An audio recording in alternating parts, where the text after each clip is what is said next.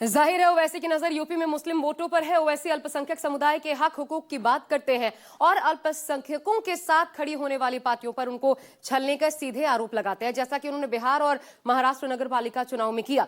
उसका असर नजर भी आया। ऐसे में यूपी में इस एम फैक्टर का महत्व क्या है, हम आपको दिखाते हैं। यूपी में एम फैक्टर समझिए। उत्तर प्रदेश की 403 विधानसभा सीटों में से 143 सीटों पर मुस्लिम मतदाता असरदार भूमिका निभाता है। कुल 70 सीटें ऐसी हैं जहां पर मुस्लिम आबादी 20 से 30% के आसपास है।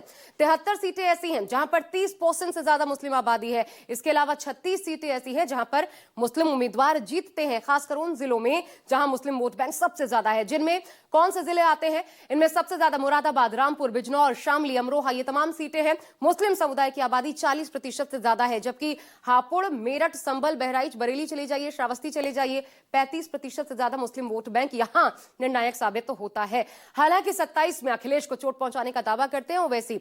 उनकी खुद की पार्टी का हाल यूपी में अब तक के चुनाव में, पिछले 2 चुनाव की बात कर रहे हैं, क्या रहा वो आपको दिखाते हैं, क्योंकि यही सबसे दिलचस्प है। और सवाल उठता है कि इस बार ओवैसी के इस बढ़े हुए भरोसे का कारण क्या है? तो जाहिर है इसके पीछे कारण है बिहार और महाराष्ट्र निकाय चुनाव में मिली कामयाबी।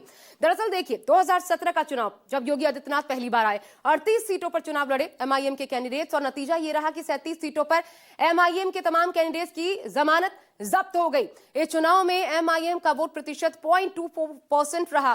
कुल वोट मिले 4142 मात्र।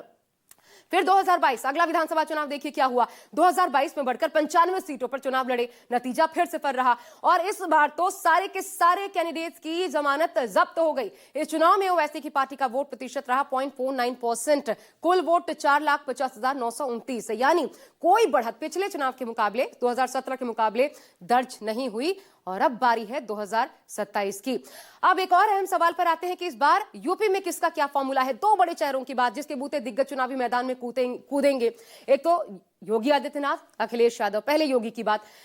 फॉर्मूला है हिंदुत्व का। पक्ष में जाते हैं आंकड़े किस प्रकार से? सवर्ण 19% है, ओबीसी 41%, दलित 21% आते हैं। कुल आंकड़ा बैठता है, अगर हिंदुओं की बात की जाए तो 81% का, जिससे बीजेपी को खासी उम्मीदें हैं। अब अखिलेश यादव की बात कर लीजिए, उनका भी आंकड़ा आपको हम दिखाते हैं। पीडीएफ फॉर्मूले पर भरोसा है। और ओबीसी की आबादी उत्तर प्रदेश में 41% है। सबसे बड़ा वोट बैंक भी यही है समाजवादी पार्टी का। इसके बाद दलित आते हैं 21 पर और मुस्लिम आते हैं 19% पर। तो कुल मिलाकर के ये भी पहुंच जाता है 81% पर। यानी अगर आप देखें तो लड़ाई बराबर की नजर आती है। और इसमें ओवैसी की एंट्री से किसी न किसी का खेल बिगड़ना तय है, जिसका डर ओवैसी के अलग चुनाव लड़ने की स्थिति में इंडिया गठबंधन को ज्यादा है। लेकिन बिहार में 5 सीटें जीतने के बाद ओवैसी का कॉन्फिडेंस जरूर हाई है। उन्हें लगता है कि मुस्लिमों को एकजुट करने में वो सफल रहे हैं। शायद यही वजह है कि 27 में यूपी से पहले ओवैसी पश्चिम बंगाल में भी किस्मत आजमाने को तैयार है। इसमें उन्हें टीएमसी से ही निष्कासित और अपनी अलग पार्टी बनाने वाले हुमायूं कबीर से समर्थन मिलने की उम्मीद है। खास बात यह है कि यूपी की तरह पश्चिम बंगाल में भी मुस्लिम वोट बैंक अच्छा खासा है। यूपी में अखिलेश की तरह यहां ममता बनर्जी को मुस्लिम वोट मिलता रहा है।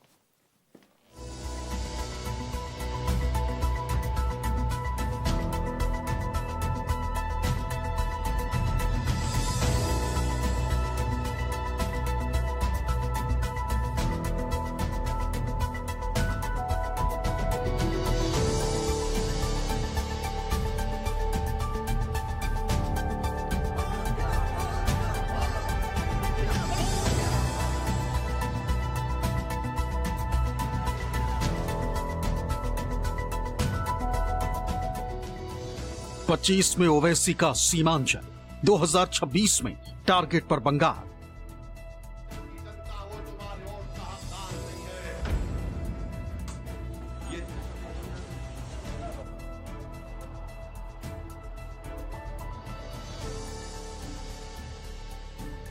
दीदी का नया दुश्मन सियासी, बंगाल में टिक नहीं पाएंगे ओवैसी।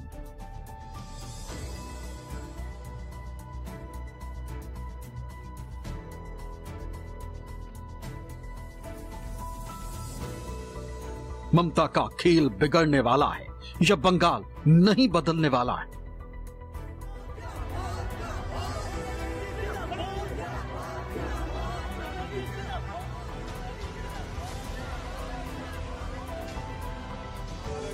ओवैसी के वोट कटवा कहने वालों को सीमांचल की जनता ने इस बार करारा जवाब दिया है। ओवैसी ने सीमांचल की 24 सीटों पर चुनाव लड़कर 5 सीटें फतेह कर ली। ओवैसी भले ही 2025 में 5 सीटों पर चुनाव जीते हों, लेकिन उनके तेवर 2026 बंगाल चुनाव में ममता दीदी की नींद उड़ाने के लिए काफी। वोट डालने वाले मत बनिए, सिटीजन बनिए। वोटर मत बनिए, सिटीजन बनेंगे तो सिटीजन राइट्स आपको मिलेंगे। अगर आप वोट डालने वाले बनेंगे तो फिर इलेक्शन के बाद आपको सिर्फ ना सिर्फ भुलाया जाएगा, बल्कि आप पर जो आफतें आती हैं उसको रूफ भी नहीं बोलते। ये हम कंसिस्टेंटली बोल रहे हैं। उम्मीद करते हैं कि इस नतीजे से पूरे देश में एक पैगाम जाएगा, खास तौर से अल्पसंख्यक समाज के माइनॉरिटीज को, मुसलमानों को, और जो सेकुलर जहन रखने वाले लोग हैं। हम उम्मीद करते हैं कि वो देखें कि क्या क्या रीजंस हैं। आप उठाकर सिर्फ 2 चीजों को बोल देंगे तो फिर ये नहीं होने वाला है। बिहार चुनाव का ये गैम्बलर अब बंगाल का सबसे नया सियासी खिलाड़ी। ये बंगाली जंग का नया महारथी है, लेकिन इसके लिए बिहार की तरह बंगाल में जीत की राह इतनी आसान नहीं होने वाली। लेकिन उनका जोश हाई क्यों है, पहले ये समझ लीजिए। ओवैसी और उनकी मजलिस को बंगाल में जीत की उम्मीद है, और ये उम्मीद बेमानी नहीं है।